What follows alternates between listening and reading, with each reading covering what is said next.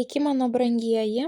Šiandieną turėsime spalio mėnesio prognozę, kurią reikia žiūrėti kaip visada pagal savo 3 pozicijas – Saulės ženklą, Mėnulio ženklą bei ascendentą. Kiekvienos savaitės raktinius žodžius užsirašyti į užrašinę ir dar nukeliauti ir pasižiūrėti jaunaties bei pilnaties prognozes, taipogi pagal 3 zodiako ženklus. Ir tokiu būdu jūs turėsite labai detalų mėnesio vaizdą.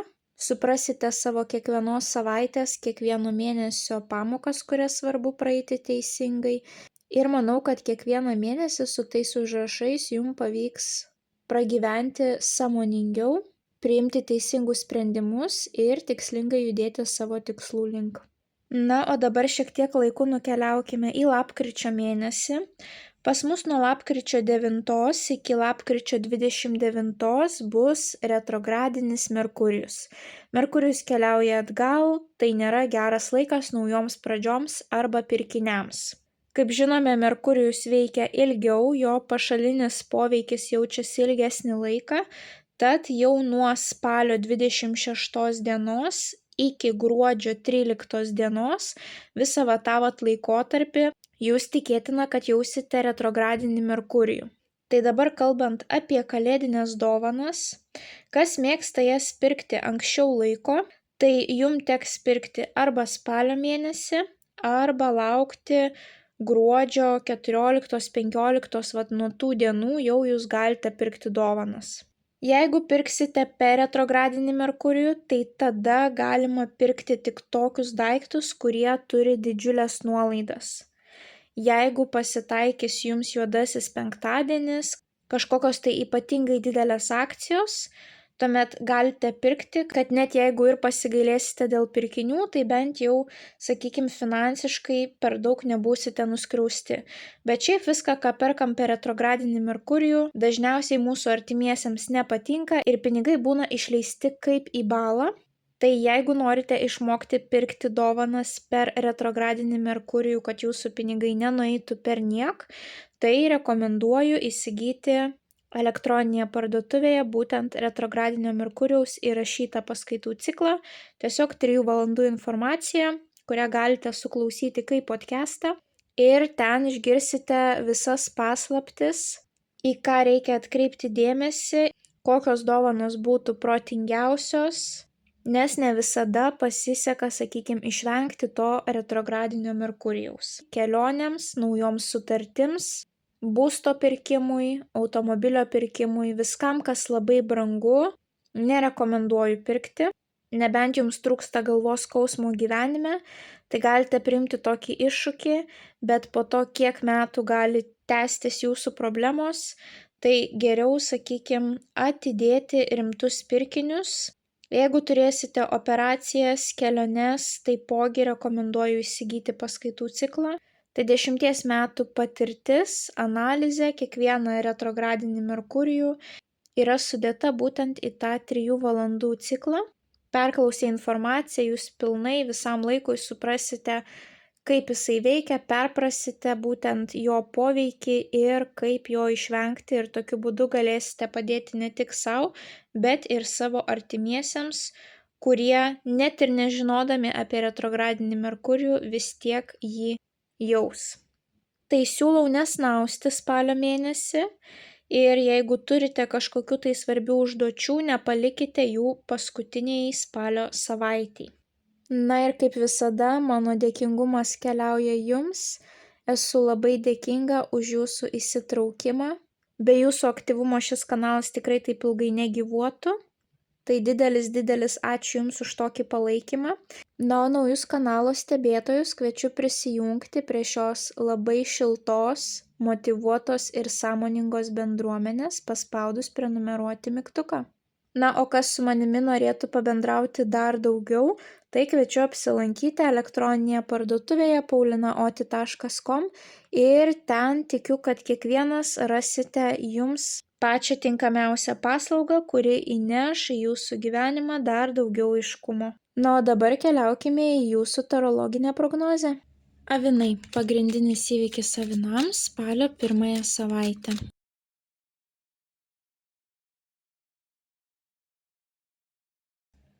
Vienas patarimas avinams apie jų spalio mėnesį, bei viena mėnulio žinutė avinams apie jų spalį. Taip, avinukai, norėčiau pradėti nuo jūsų mėnesio patarimo. Jums iškrito lazdų devynetas. Lazdų devynetas jums sako, kad nepasiduokite, pabaikite užduotį iki galo. Čia yra jau tas momentas, kai jūs esate gyvenimo mėtyti ir gali būti arba labai emociškai sunku, arba labai fiziškai sunku, arba tampa nebeįdomu. Bet šita korta visada sako, kad jūs turite pakankamai ištvermės, kad pabaigtumėt visą tą situaciją. Kažkam tai bus kažkokia tais užduotis darbe, kažkam tai bus kažkas tai svarbesnio, kas gali užbaigti vieną gyvenimo etapą ir pradėti kitą gyvenimo etapą. Bet šita korta jūs kviečia nepasiduoti, taip, kad ir kokie sunkumai būtų, neišsigąskite, nes jūs turite pakankamai jėgų per visą tai praeiti. Toliau kalbant apie jūsų mėnulio žinutę, jei paprašyčiau išvardinti mylimiausius žmonės pasaulyje, kelintoj vietoj paminėtum save. Vat būtent ta užduotis, kurią turite pabaigti, o galbūt kažkokie tais jūsų troškimai, kurie atrodo sunkiai pasiekiami, jūs turite eiti į priekį, nepasiduoti, bet nepamiršti meilės sau. Tai reiškia, tame kelyje, jeigu kažkas jūsų negerbs, jūs turėsite nubrėžti ribas. Net jeigu jums atrodys, bet juk tas žmogus man padėjo, tai aš dabar negaliu jam priešintis. Ne, viskas veikia ne taip.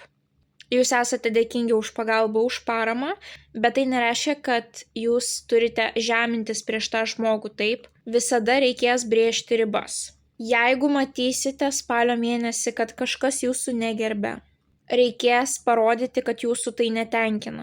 Reikės brėžti tam tikras ribas. Eidami savo tikslų link nepamirškite, kodėl jūs pradėjote. Ir jūs turite pradėti tik tai, kas yra jums širdžiai artima. Tai yra ne tai, ką kiti sugalvojo, kad jūs turite daryti, bet jūs turite eiti, kovoti tik už tai, kas jums yra svarbu, taip, iš meilės sau. Tai va čia yra jūsų žinutės. O dabar pasižiūrėkime, kaip jūsų mėnesis vystosi.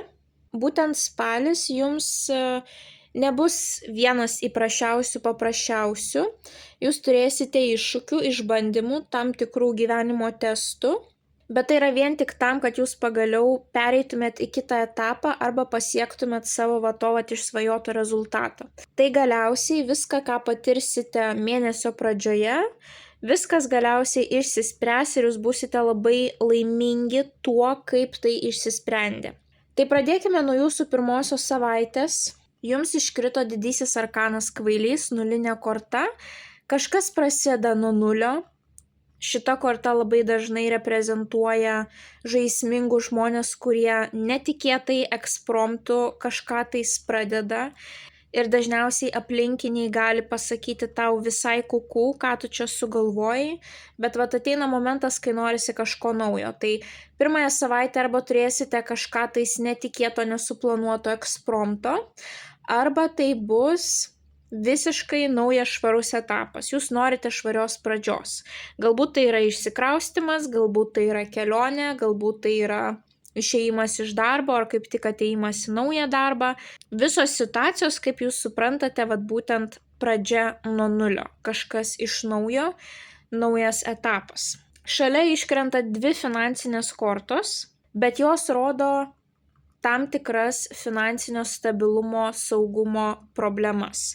Jums iškrenta monetų 5 ir mes matome sudužusią valtį, taip.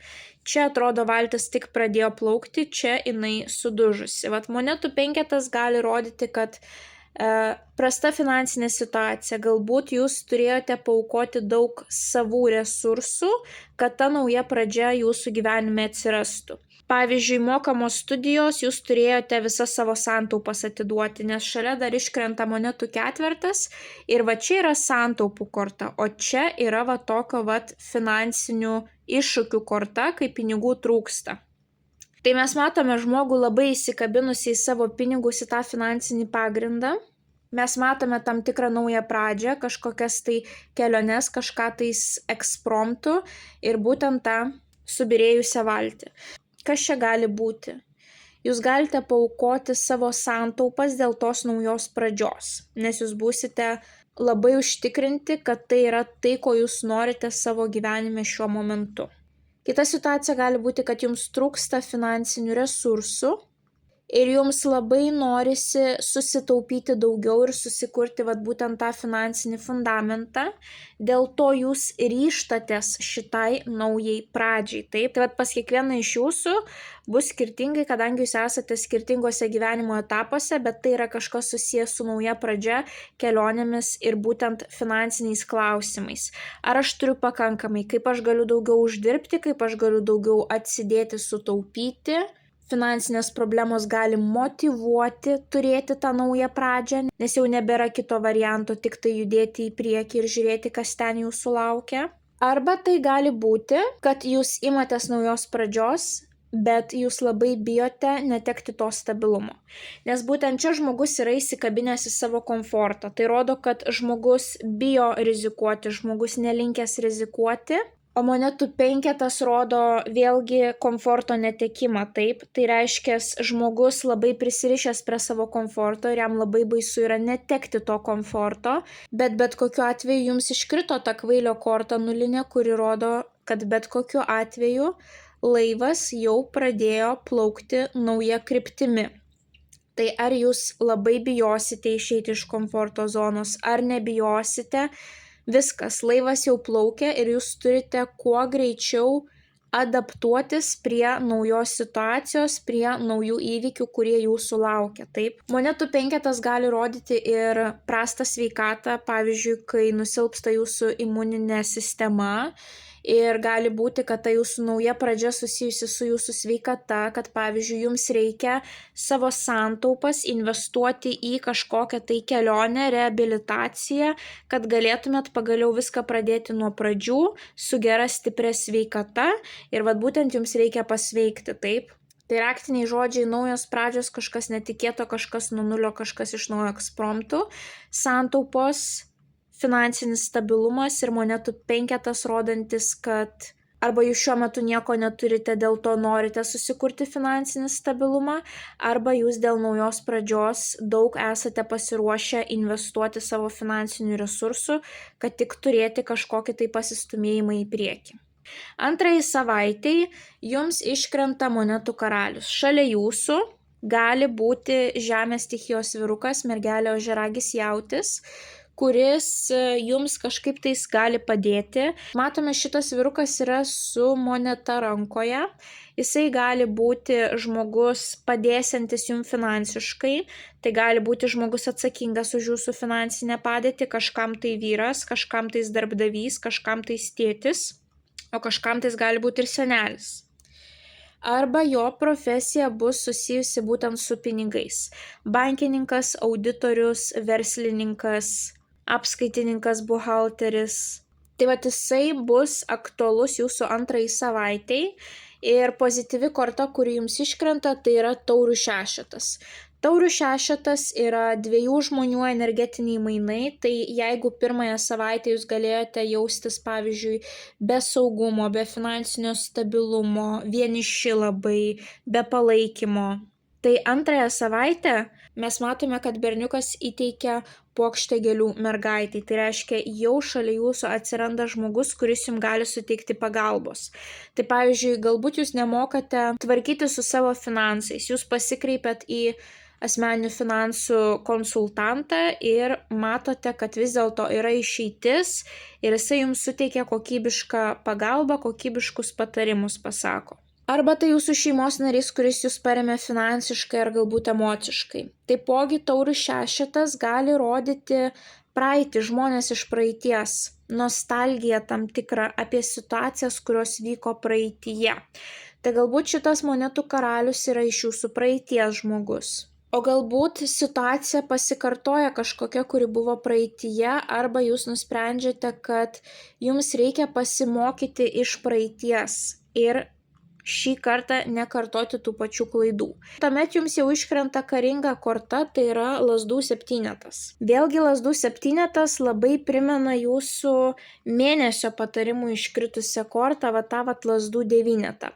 Lazdų septynete mes matome moterį, kuri bando atverti naujus horizontus, kuri gali pastovėti už save, įtikinti kitus, kad jinai yra to verta, apginti savo norus, savo troškimus, yra tam tikra kovos energetika ir taipogi tai yra plėtros korta, bet kokiu atveju, kai reikia išeiti iš komforto zonos, taip.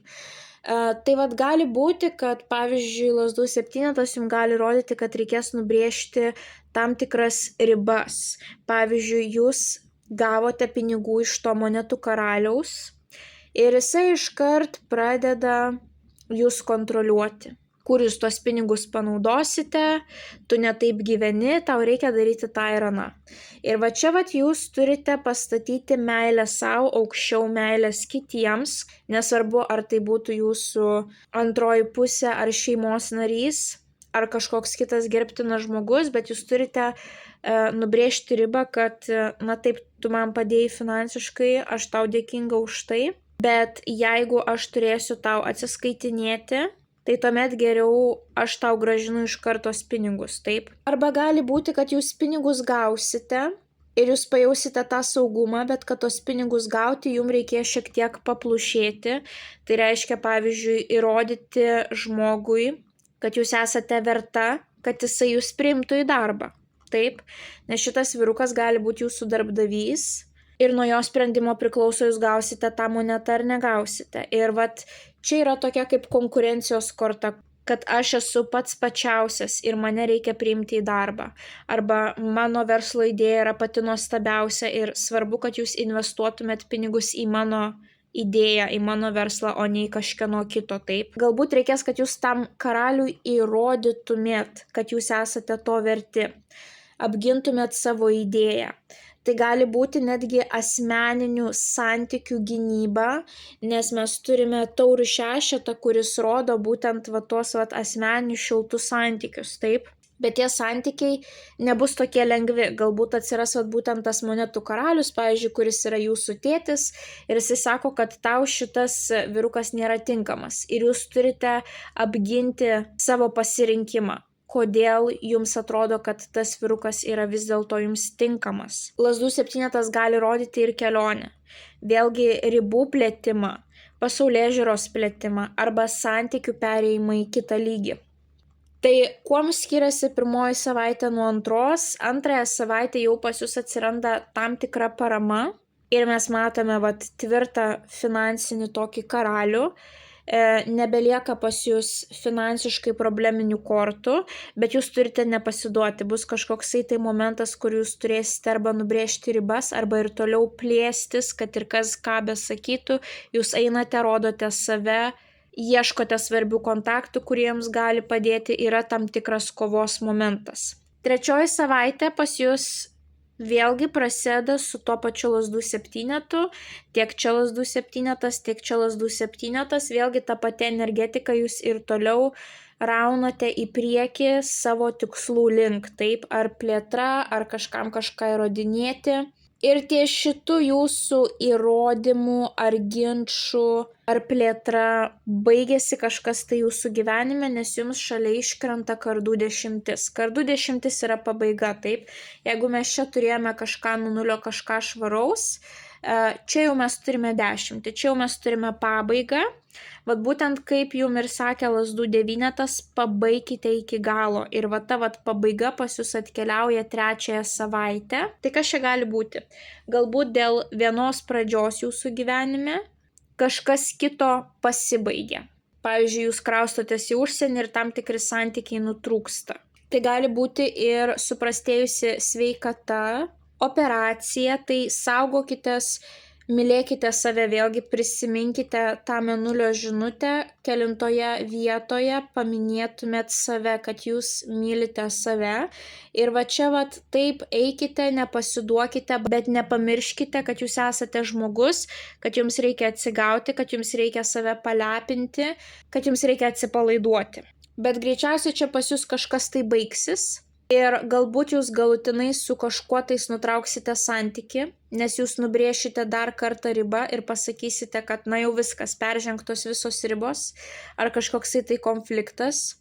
Arba tiem žmonėm tiesiog nepatiks jūsų vertybės, nepatiks jūsų pasirinkimas, dėl to gali kažkas tai baigtis. Ir dar jums šalia iškrenta didysis arkanas Mėnulis. Mėnulis yra nakties korta ir, kaip sakoma, rytas už vakarą protingesnis. Dėl to nakties korta simbolizuoja, kad atsiranda iliuzijos, situacija neaiški, gali būti tam tikras toksai laukimo periodas, nes neaišku, pavyzdžiui, kaip kitas žmogus reaguos, arba o kaip toliau vystysis mano gyvenimas, taip, kas manęs laukia toliau.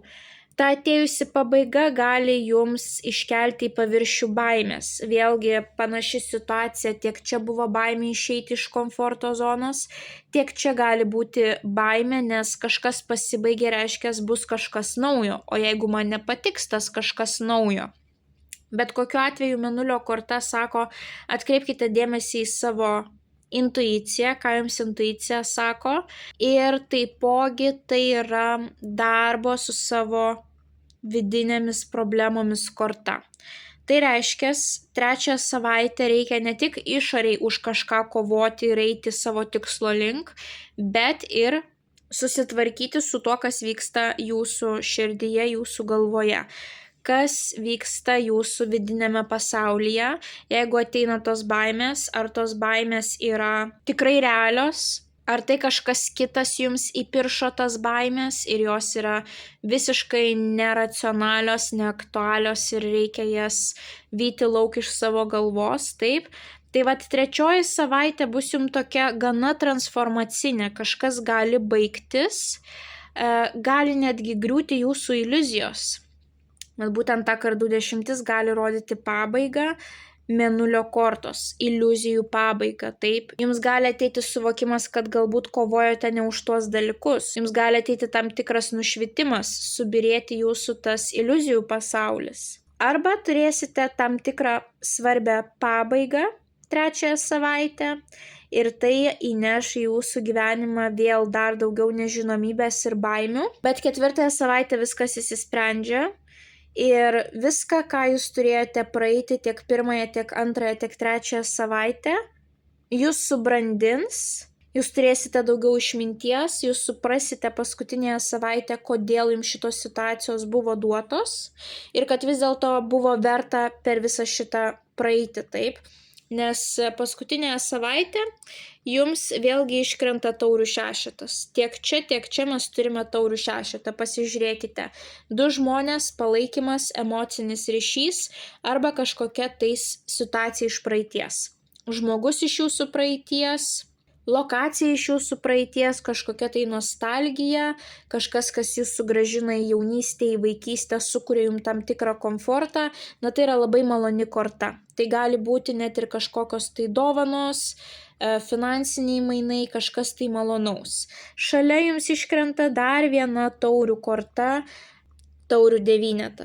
Tai paskutinioji savaitė apskritai pas jūs bus jausminga, susijusi su emocijom. Tai pas mus taurės rodo emocijas, jausmus ir taurių 9 rodo didžiulį pasitenkinimą savimi. Pagaliau ateina meilė savo, tapšnojimas savo per petį, kad na vis dėlto tu esi šaunuolis, šaunuolė.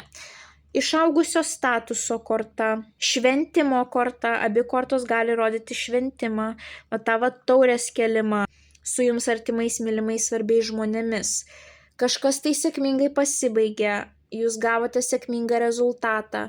Taip, galbūt nemalonu, kad kažkas baigėsi, bet jūs gavote tai, ko norėjote. Ir būtent tas mėnesio patarimas, nemesk kelio dėl takelio, nepasiduok. Ta korta visada sako, kad nepasiduok, kad ir kaip sunku būtų. Dabar tau gali atrodyti, kad tai yra nereikalinga, kad tai yra nereikšminga, kad tai yra neįdomu ir banalu. Bet kai pagaliau pabaigsi tą etapą, tą užduotį, užplūs didžiulis pasitenkinimas, kad ir kaip buvo neįdomu, šlykštu, sudėtinga, aš tai pabaigiau, aš pamačiau, kad vis dėlto aš esu stipresnė negu aš galvojau iki to laiko, kad vis dėlto aš turiu daugiau jėgų ir aš galiu susitvarkyti su tokiais gyvenimo išbandymais. Ir jūs suprasite, kad ne šiaip savo jūs turėjote šią pamoką. Taurių devynetas yra to pasitikėjimo savimi korta, kad aš to nusipelniau, aš tai gavau, aš atėjau ten, kur aš norėjau ateiti. Ir taipogi jums iškrenta dar vienas karalius, šį kartą lazdų karalius, kuris reprezentuoja ugnies stichijos zodiako ženklus, tai yra būtent avinai, liūtai arba šauliai. Tai jeigu esate vyrukas, čia jūs ir galite būti. Jeigu esate moteris, tai šalia savęs turėsite būtent ugnies stichijos vyruką, su kuriuo galbūt ir turėsite tą ryšį ir didžiuositės tuo rezultatu, ar tuo ryšiu, ar tiesiog jisai jums padės pasiekti tų savų tikslų. Ugnies stichijos vyrukas yra labai išmintingas, toksai motivatorius, kuris gali įkvėpti, kad nepasiduok eik savo tikslų link, labai išmintingas, turi ką papasakot, labai protingų, išmintingų istorijų. Ir taipogi jisai yra labai judrus. Jam sunku nusėdėti vietoje, jisai yra fiziškai aktyvus, jisai mėgsta, kai jo kūnas visada juda. Tai toks žmogaus būtent to vyruko aprašymas, kuris gali būti jums svarbus paskutinėje savaitę. Ir taipogi jisai gali būti būtent darbdavys, vadovas. Taip. Galbūt netgi gali būti, kad turėsite spalio mėnesį 2 darbo pokalbius. Taip. Pirmąją savaitę ir paskutinėje savaitę. Ir mes matome čia 2 skirtingas vyrukų figūras. Ir gali būti, kad jūs nusprendžiate, turėti naują pradžią, taip. Ir jūs pasikviečia į darbo pokalbį 2 savaitę, bet tas pokalbis turi tam tikrą kovos elementą, kur galbūt kažkas jums nepatinka, jaučiate, kad žmogus peržengia ribas, arba jaučiate, kad žmogus į jūs nežiūri pilnai su pasitikėjimu, jums reikia labai įrodinėti, kad ne, aš dirbau ten, aš turiu tokį išsilavinimą, aš tikrai pajėgčiau čia. Vis tiek yra tam tikras toks kovos elementas, taip. Ir pavyzdžiui, 3 savaitę jūs galite sužinoti, kad nepriėmė jūsų į tą darbą, taip, ir vėl nežinomybė, ir vėl jūs suprantat, kad reikia eiti, kovoti, įrodinėti, kad kažkas priimtų į darbą. Ir paskutinėje savaitėje jūs pakviečia vėl į darbo pokalbį, bet čia viskas eina kaip per sviestą. Vėlgi tas pats ryšys, taip, yra tas malonus ryšys, bet jeigu čia buvo toks įrodinėjimo momentas, čia jo nebelieka. Čia yra pasitenkinimas, didžiavimasis, išaugęs pasitikėjimas savimi. Tai gali būti ir ta pati darbovietė, bet pavyzdžiui, skirtingi žmonės jūs apklausinėjo tiek 2, tiek 4 savaitę, taip. Arba gali būti, kad pirmasis susitikimas netoks sėkmingas kaip paskutiniosios savaitės. Ir 3 savaitė pas jūs gali būti ta baimės ir abejonių. Ar mane priims? Gal aš kažką netai pasakiau? Kažkokia tai nežinomybė, vėl stresas, nerimas, bet viskas susiklosto sėkmingai paskutinėje savaitę. Taip? Tai būtent tai, ką jūs pradėsite 1 savaitę, kad ir kaip jums baisu išeiti iš tos komforto zonos buvo, ar kad ir kaip buvo baisu investuoti dalį savo resursų, jūs pasieksite savo bet kokiu atveju. Atsiranda meilė savo, atsiranda pasitikėjimas savimi, kažkoksai tai šiltas ryšys, panašu, kad jūs pasieksite savo tikslo. Tai dar kartą priminimui jūsų mėnesio patarimas. Lazdų devynetas. Neišsigąskite iššūkių, kad ir kaip bus sunku, jūs per visą tai galite praeiti ir jūs pamatysite, kad iš tiesų jūs esate žymiai stipresnės asmenybės, negu jūs galvojote. Ir jeigu jūs praeisite per tai, jūs suprasite, kad gyvenime jūs galite praeiti dar daugiau ir pasiekti dar geresnių rezultatų. Ir jūsų mėnulio žinutė, jei paprašyčiau išvardinti mylimiausius žmonės pasaulyje, kelintoj vietoj paminėtum save.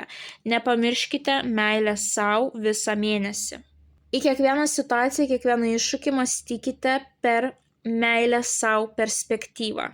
Prisiminkite save mažą ir jeigu kažkas su jumis negražiai kalbės, įsivaizduokite, kad kalba negražiai su jumis, kai jūs buvote maži. Taip, tie mieli, maži vaikučiai, kūdikėliai. Ir pamastykit, ar aš leisčiau kad su manim maža ar vat su kažkokiu tai kitu mažu vaikučiu taip šitas žmogus kalbėtų. Aš greičiausiai jį stabdyčiau. O kodėl aš suaugęs dabar stoviu ir apsimetu, kad mane tenkina tai, kaip tas žmogus su manim kalba, taip?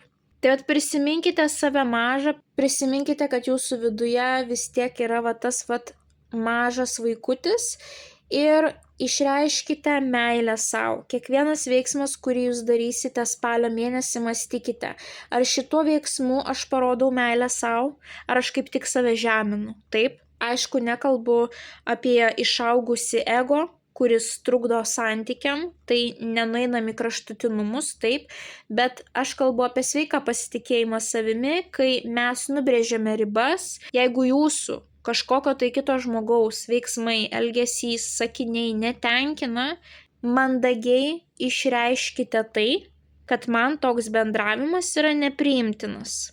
Ir galiausiai mėnesio pabaigoje jūs suprasite, kad pagaliau aš apgyniau savo tą mažąjį vaikutį ir jūsų pasitikėjimas savimi išauga ir jūs suprantate, kad jūs jaučiatės geriau, neleidę kitiems žmonėms peržengti jūsų asmeninių ribų, jūs pasiekėt savo, kad ir kaip sunku buvo, jūs supratot, kad jūs esat stipresni negu jūs manėt ir jūs suprantat, kodėl jums buvo reikalingos šitos pamokos.